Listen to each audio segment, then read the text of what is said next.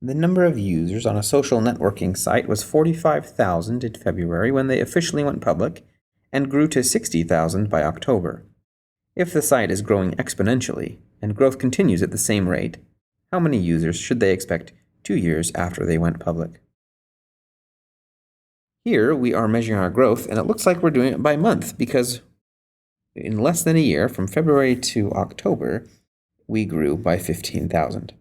So what we can do then is take our initial amount, P naught, which is 45,000. Just remember that we're measuring in thousands here. And we know that 8 months later, from February to October, 8 months later, they were at 60,000. Looking at our exponential growth model, we have P naught times 1 plus r to the n. So we have 60 equals 45 times 1 plus r to the 8.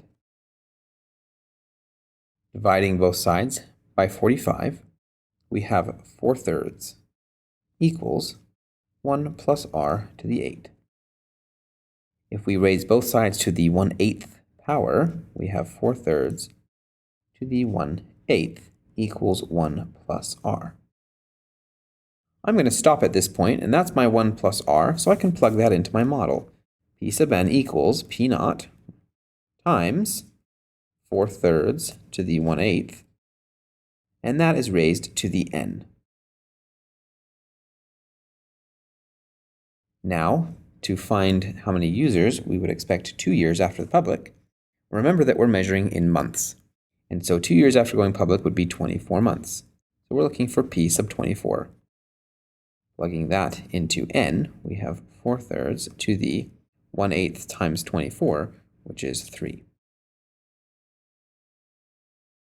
Plugging this into our calculator gives us approximately 106.67. And this is in thousands because that was the unit that we were working with.